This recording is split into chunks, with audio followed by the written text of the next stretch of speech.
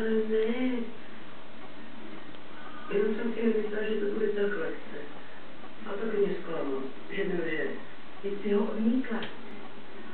Vy se spolu bydlíte, ale jako bratr se sestrou, tak se zkus zase vžít do jeho situace.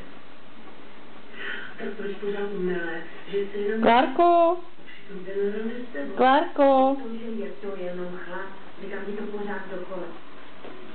Tak co? Kajo! Chceš něco chora doma, ale všichni křižovky. Kajo! Jdeme dál. Kuk? Cokoliv pocholit. Kajo! No nazdar! Budu zítra ráno.